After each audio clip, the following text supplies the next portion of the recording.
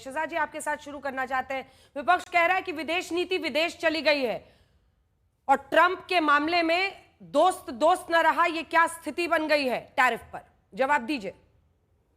सबसे पहले अंजना जी आपके माध्यम से इस एको को करेक्ट कराइए। आपके माध्यम से उत्तराखंड में जो प्राकृतिक आपदा आई है उसके प्रति मैं संवेदना भी प्रकट करता हूं और महादेव से प्रार्थना करता हूं कि सभी सुरक्षित रहे और जान मान को ज़्यादा हानि ना पहुंचे। देखिए, विदेश नीति विदेश नहीं गई है, बल्कि पहली बार विदेश नीति जैसे गंभीर मुद्दे पर भी वोट बैंक की और अवसरवाद की राजनीति हो रही है। और जहां तक सवाल है ट्रंप के विषय का, तो मुझे समझ में नहीं आता, आज मुझे आईएनसी का नाम बदलकर इंडियन नेशनल कांग्रेस से हटाकर I need confusion, I need contradiction करना पड़ेगा। इस डिबेट पे आने से पहले मैं सुप्रिया जी, क्योंकि इस डिबेट में जुड़ी है, उनका टाइमलाइन देख रहा था। पिछले 24 घंटे में सुप्रिया जी ने 11 टाइम्स ट्रंप के विषय में ट्वीट किया है, ट्रम्पेटियर की तरह 11 बार। ट्रंप ने सही बोल दिया, इकोनॉमी इज डेड, ट्रंप ने ये बोल दिया, कमजोर हो तुम, फलाना ढिमकाना, जो उनका रेगुलर चलता है। परंतु फिर मैंने जाकर कार्ति चिदम्बरम का टाइमलाइन देखा और कार्ति चिदम्बरम बोलते हैं ट्रंप को सीरियसली नहीं लेना है, ये इंपल्सिव नेता है, ट्रंप के सामने सोबर रहना है, जितना ट्रंप बोले उतना आपको चुप रहकर उनको सीरियसली नहीं लेना है। ट्रंप के जो टैरिफ है वो अमेरिकन को ज्यादा नुकसान करेंगे। फिर मैंने बोला कि चलिए राहुल गांधी जी के टाइमलाइन पर जाते, तो राहुल गांधी जी ने भी ट्रंप के ट्रम्पेटियर की तरह बोला था इकोनॉमी इज डेड। फिर मैंने कांग्रेस के दूसरे टाइमलाइन पर देखा, राजीव शुक्ला सीडब्ल्यूसी मेंबर सांसद बोलते हैं Trump is delusional, economy is thriving. Shashi Tharoor भी ये बोलते हैं। तो मेरा एक सुझाव है सुप्रिया जी और प्रियंका जी से कि मुझे आज तक और देश को कन्विंस करने से पहले कार्ति चिदम्बरम, मनीष तिवारी, शशि थरूर, राजीव शुक्ला, इनको तो कन्विंस कर लो कि राहुल जी और सुप्रिया जी सही बोल रहे। पर सुप्रिया जी कैसे करेंगी? अंजना जी, आपको याद होगा लगभग 2 महीने पहले हमारी एक डिबेट हुई थी। थोड़ी देर पहले कनाडा जैसा देश हमें G7 का इनवाइट नहीं भेजता है। असलियत यह है कि हम अपने आप को वर्ल्ड की। सुप्रिया जी वही है जिनको सीरियसली नहीं लेते इनके नेता, कि जिन्होंने कहा था G7 का इनवाइट नहीं आया, और इनके नेता तो उनसे बड़े ट्रम्पेटियर और प्रोपेगेंडिस्ट है। उन्होंने तो कहा कि भारत की भूमि पर चाइना ने कब्जा किया 2000 स्क्वायर किलोमीटर, तो सुप्रीम कोर्ट ने आड़े हाथ लिया और कहा कि कोई भारतीय ऐसी बात नहीं करता। और 2 दिन पहले अंजना जी मैं आपका शो देख रहा था, 4 बयान दिए उन्होंने, 1000 स्क्वायर किलोमीटर, 2000, 4000, 44,000। कौन सा आंकड़ा है? सूर्या जी से पूछ लेना। जहां तक ट्रंप का सवाल है, मैं 10 सेकंड ट्रंप पे, वैसे तो इनके लंबे इतिहास है झूठ के, रफाल से लेकर पेगासस से लेकर सावरकर, ट्रंप पे आते हैं 10 सेकंड के लिए। पहले तो आज जो ये विषय उठा रहे, मतलब ये अपनी पुरानी बात को कॉन्ट्रडिक्ट कर रहे हैं। भाई, अगर ट्रंप के दबाव में हमने सिंदूर रोका और ट्रेड डील मिला, तो कहां है ट्रेड डील? दूसरी बात, अगर ट्रेड डील मिल गया होता तो रशिया के तेल के खरीदने की बात ही नहीं आती। तीसरी बात, मुझे बताइए, हम भी तो नोबेल पुरस्कार के लिए उनको प्रस्तावित करते ना, उल्टा आज क्या हो रहा है? ट्रंप की खुद की पार्टी निकी हेली उनको कॉन्ट्रडिक्ट कर रही है। ट्रंप ने जब पोस्ट किया ट्विटर पर, ट्रूथ सोशल पर, तो उनके ही कम्युनिटी नोट्स में आया कि यूएस और यूरोप कितना खरीद रहा है तेल उनसे और कितना गैस खरीद रहा है रशिया से। उसके बाद निकल कर आया कि किस प्रकार से ट्रंप भी खुद आज अपनी बात में घिर गए जब उनको पूछा गया कि ट्रंप साहब, अमेरिका भी यूरेनियम खरीदता है रशिया से, उसके बारे में कुछ बताइए। पर नहीं, ट्रंप की बातों पर भरोसा है, अपने डीजीएमओ, एमईए के रिटन स्टेटमेंट, प्रधानमंत्री और अपने थरूर, मनीष और सलमान की बात पर कोई भरोसा नहीं। मुझे लगता है कि इनको विदेशी में हमेशा ज्यादा भरोसा होता है। ठीक है, लेकिन सरकार आप है और इसीलिए रोडमैप आपको तैयार करना है कि अगर वो 25% टैरिफ, और अब रोज सुबह उठ के कह रहे हैं कि हम और भी टैरिफ बढ़ाएंगे, तो तरीका क्या होगा भारत का? ये मैं लौट रही हूँ सुप्रिया जी से पहले मैं सवाल कर नहीं, सुप्रिया जी के बाद मैं लौटूंगी। सुप्रिया जी, जब एमईए ने अपनी तरफ से साफ स्पष्ट शब्दों में अमेरिका को आईना दिखाया कि तुम क्या क्या खरीदते हो, $2.1 बिलियन का ट्रेड तो रूस से इस साल मई के महीने तक तुमने कर लिया है, यूरोपियन यूनियन के देश क्या क्या खरीदते हैं रूस से, उसके बावजूद क्या प्रधानमंत्री नरेंद्र मोदी को घेरने का एक ही तरीका बचा है कि ट्रंप के हां में हां मिलाया जाए? ट्रंप कहे कि डेड इकोनॉमी तो हां डेड इकोनॉमी, ट्रंप कहे सीज फायर हमारी वजह से हुआ तो हमारी वजह से हुआ। अंजना जी, आपको, आपके दर्शकों को और मेरे फेलो पैनलिस्ट को सबसे पहले तो नमस्कार। मैं बहुत ही प्रफुल्लित हूं कि मेरे ऊपर इतनी रिसर्च हुई है। अच्छा है, इंपॉर्टेंट फील होता है, वो अलग बात है। मैं आपसे एक दरख्वास्त करना चाहती हूं, आप इस मुद्दे को ट्रिवियलाइज मत होने दीजिए और आप खुद भी इसको ट्रिवियलाइज मत करिए। ये बहुत बड़ी बात है और मैं बताती हूं क्यों।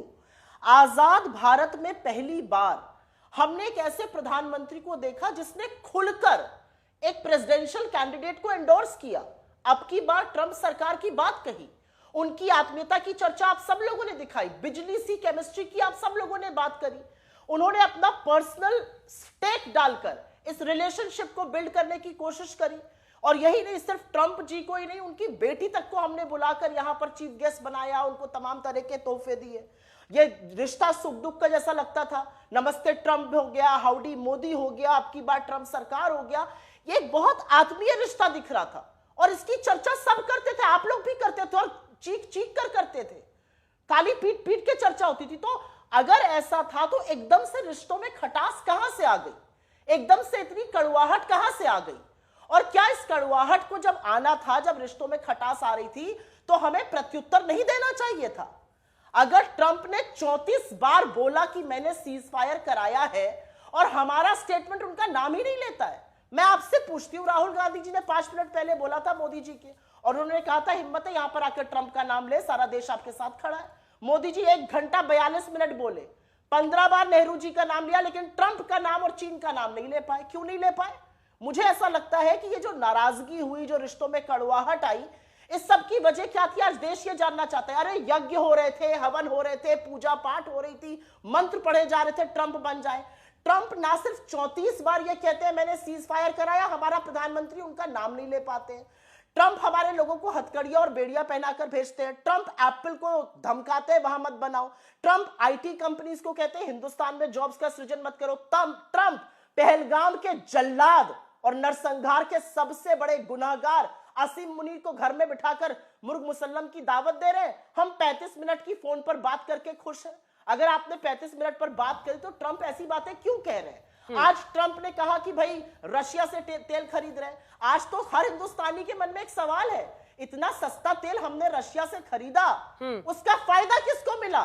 किस हिंदुस्तानी के लिए पेट्रोल और डीजल कम हुआ? क्योंकि 28 बिलियन डॉलर की हमने बचत कर ली। ये सारे सवालों का जवाब कौन देगा? विपक्ष को घेरिए, विपक्ष से सवाल कीजिए, विपक्ष को आईना दिखाइए, लेकिन कभी तो सत्ता को भी हमें पूछने पड़ेंगे सवाल। सत्ताधारी यहां पर बैठे, इधर की बात उधर की बात, ट्विटर टाइमलाइन से देश नहीं चलता है, ये देश विल से चलता है।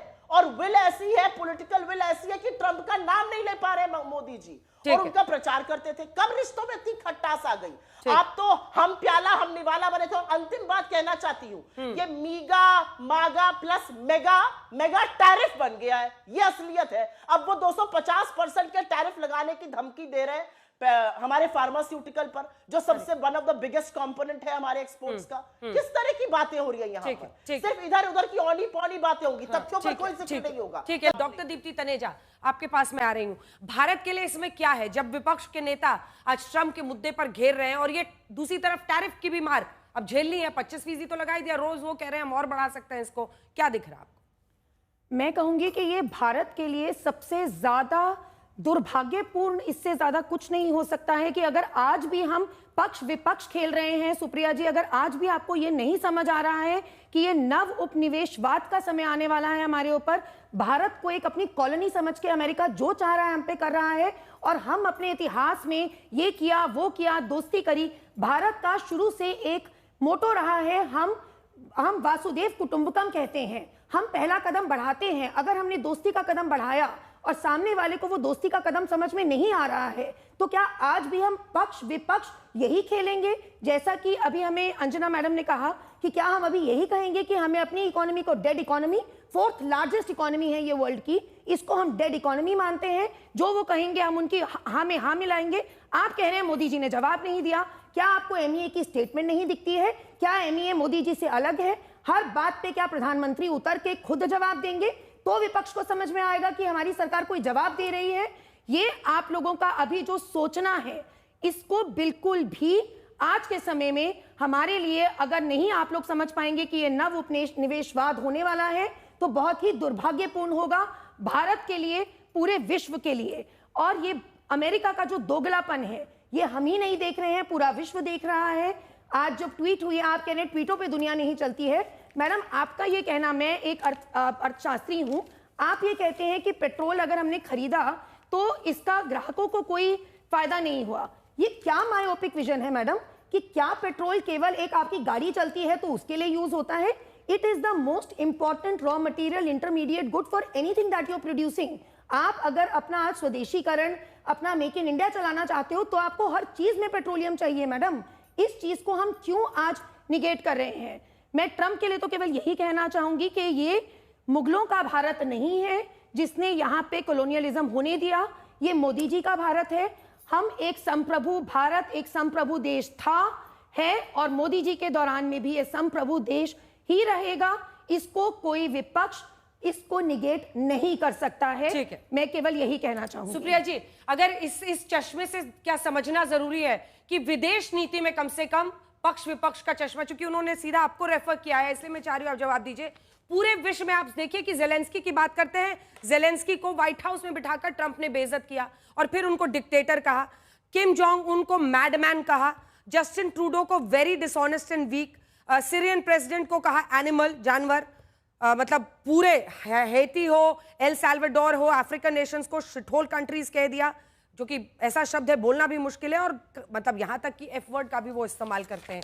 ऐसे में क्या, जब ट्रंप की मार विश्व के अनेकों देश झेल रहे हैं, ऐसे में हम कैसे उनके हाँ में हाँ मिला सकते हैं और उनकी तरफ से बैटिंग कर सकते हैं अपने ही देश में? अंजना जी, कोई मूर्ख ही होगा जिसको दिखेगा कि हम उसकी तरफ से बैटिंग कर रहे हैं। और मैं एक चीज थोड़ी मुझे लगता है फेयरली और कैंडिडली कह देती हूँ। मुझे लगा था कि ये प्रोफेसर साहिबा है और मैं इनसे उलझना नहीं चाह रही थी, लेकिन क्योंकि इन्होंने काफी पॉलिटिकल स्टेटमेंट्स दिए और मेरा नाम लेकर दिए तो मैं इनको पॉलिटिकल जवाब ही दूंगी। मैं यूजुअली प्रोफेसर्स और रक्षा विशेषज्ञों से तू मैं नहीं पढ़ती हूँ, हमारी बहस बीजेपी से होती है, लेकिन उन्होंने विशुद्ध पॉलिटिकल स्टेटमेंट्स दिए तो अब इनको सुनना पड़ेगा। यहां पर इन्होंने कहा हमारा मायोपिक विजन है। इस देश में इस समय 100 करोड़ लोग ऐसे हैं जो रोज की जरूरत की चीजें नहीं खरीद पा रहे हैं, और आपको पता है कि पेट्रोल और डीजल का महंगा होना, क्योंकि वो सबसे बड़ा ट्रांसपोर्टेशन फ्यूल है डीजल, उसका सीधा प्रभाव चीजों के दाम पर पड़ता है। 100 करोड़ लोग जरूरत की चीजें नहीं खरीद पा रहे। ये मेरी रिपोर्ट नहीं है, ये एसबीआई की इकोनॉमिक रिपोर्ट है। उसका क्या जवाब दीजिएगा? दूसरा सवाल, और यहां पे वो इन्होंने बोला कि ट्रंप ने 69 देशों पर टैरिफ लगाया, 55 देशों पर हमसे कम टैरिफ लगा। और मैं कारण से कहती हूं कि यह राजनीतिक मैसेजिंग है। ट्रंप, अमेरिका का टोटल ट्रेड डेफिसिट करीब $1200 बिलियन है, हमारे साथ करीब 40-45 बिलियन डॉलर है, जो एक्चुअली उनके टोटल ट्रेड डेफिसिट का 3 से 3.5% के बीच में है। उनको जरूरत नहीं थी इतना लगाने की। यह एक राजनीतिक मैसेज है और इसका जवाब राजनीतिक ही होना पड़ेगा। तो यहां पर मुझे कोई बैठकर उपदेश ना दे कि हम वासुदेव कुटुंबकम, आपसे ज्यादा मैं वो बात समझती हूं। यहां पर 4th लार्जेस्ट इकोनॉमी का जिक्र हुआ। उस 4th लार्जेस्ट इकोनॉमी में अगर टॉप 10 लोगों को निकाल दीजिए तो हमारा पर कैपिटा $1000 से $1200 प्रति व्यक्ति है, अमेरिका का $85,000 प्रति व्यक्ति है। तो उस डिबेट में मत पड़िए। और अंत में मैं एक बात कहना चाहती हूं, एमईए की स्टेटमेंट की बड़ी चर्चा हो रही है। मैंने भी एमईए का स्टेटमेंट पढ़ा और मुझे ऐसा लगता है कि इस देश को बहुत पहले बोल देनी चाहिए थी बहुत सारी बातें। जब पहली दिन उन्होंने कहा मैं श्रेय लेता हूं सीज फायर का, नहीं आप नहीं ले सकते हैं, नाम लेके बोलना चाहिए था। जब उन्होंने असीम मुनीर को बुलाया, हमें कहना चाहिए था गलत कर रहे हैं आप नरसंहार करने वाले को कैसे बुला रहे हैं। जब उन्होंने एप्पल को धमकी दी, हमें बोलना चाहिए था ये गलत है। कहां गए वो बॉयकॉट करने वाले लोग? यहां पर एमईए की स्टेटमेंट का जिक्र मैं 1-2 शब्दों में कर देती हूं। 87 वर्ड उस एमईए के स्टेटमेंट में यूरोपियन यूनियन पे है और 28 वर्ड अमेरिका पर है। ये आपको कंपैरिजन उस पूरे स्टेटमेंट में दिख रहा है। उस स्टेटमेंट में स्वीकृति है, पहली लाइन में, पहले पैराग्राफ में है अमेरिका ने हमें एनकरेज किया। तो क्या हमने अमेरिका के कहने से रूस से इंपोर्ट शुरू किया था और अब अमेरिका के कहने से कम कर रहे हैं? मैं यहां पर एक चीज पूछना चाहती हूं। प्राइवेट ऑयल रिफाइनर्स ने सस्ता क्रूड अमेरिका रूस से खरीदा, यूरोपियन मार्केट्स में बेचा। टैरिफ का झेल हमारी कंपनीज उठाएं, टैरिफ झेले हमारे एक्सपोर्टर्स, उसका कुप्रभाव हमारे जॉब्स पे होगा। 1 मिनट, हमारी जॉब्स जल्दी और यहाँ पर उधर-उधर की बातें करी जाएंगी। विषय पर अगर स्टिक करें तो विषय अच्छा रहेगा, विषय पे स्टिक करें। पॉलिटिकल स्टेटमेंट्स का जवाब पॉलिटिकल दिया सिर्फ 2 लाइन में जवाब दीजिए, आप उसका 2 लाइन में जवाब दीजिए, फिर मैं जाऊंगी। लेकिन सुप्रिया जी, आपने कहा हम बैटिंग नहीं कर रहे हैं, लेकिन जब डोनाल्ड ट्रंप कहते हैं डेड इकोनॉमी तो राहुल जी तुरंत कहते हैं हाँ डेड इकोनॉमी। ये हाँ में हाँ मिलाना नहीं है तो क्या है? आपको नहीं लगता, आपको लगता नहीं है हिंदुस्तान की इकोनॉमी डेड है? आपको लगता नहीं है 100 करोड़ लोग अगर रोज की जरूरत की चीजें नहीं खरीद पा रहे हैं? लेकिन ट्रंप के खिलाफ एक सेकंड ट्रंप के खिलाफ मोदी बोले, लेकिन ट्रंप के खिलाफ राहुल जी नहीं बोले। मतलब आप कह रहे हैं ना Trump is a liar, PM बोले, लेकिन ट्रंप के हाँ में हाँ क्यों मिलाएं फिर राहुल जी? अरे भाई तो वो भी तो नेता विपक्ष है। राहुल जी ने तो डंके की चोट पर कहा। राहुल जी ने अपनी स्पीच में 7 बार ट्रंप का नाम लिया। एक छोटा सा जवाब दीजिए जब बोले, डॉक्टर, लेकिन जब नेता सदन प्रधानमंत्री बोले, मैडम अब मैं एक इकोनॉमिस्ट की तरह ही जवाब दूंगी। आपने ये कहा कि 100 से आपके लोगों को बेसिक गुड्स नहीं मिल रहे हैं। मैडम आपने कहा आपके लोगों को बेसिक गुड्स नहीं मिल रहे हैं, तो आप कांग्रेस इस समय क्या चाहती है कि क्या हम अपना ये बात मान लें, रशिया से इसको इंपोर्ट करना बंद कर दें ऑयल को और अपनी प्राइसेस बढ़ा लें? क्या आप ये बैटिंग करना चाह रही हैं? और साथ में आप कंफ्यूज्ड हैं totally, I would like to say that कि एक तरफ मैडम बोलने दीजिए, एक तरफ आप कहती हैं कि डेटा क्या है, एक तरफ आप डेटा कोट करती हैं और एक तरफ आप डेटा रिफ्यूट करती हैं। आप मानना चाह रही हैं, आप पहले बार-बार कोट कर रही हैं कि कितने लोग सुप्रिया जी रुक जाइए, सुप्रिया जी एक मिनट, मैं आ रही हूं, मैं आपसे जवाब ले लूंगी, जल्दी से पूरा कीजिए। आप एसबीआई का डेटा कोट करती हैं एक तरफ, और जहां एक डेटा कहता है कि हमारी 4th लार्जेस्ट इकोनॉमी है, उसको आप रिफ्यूट करती हैं। आप पहले मन में धारणा बना लीजिए कि आपको डेटा को मानना है कि डेटा को रिफ्यूट करना है। मैं बस यही जवाब, आपने 2 लाइन में कहा था तो यही दूंगी।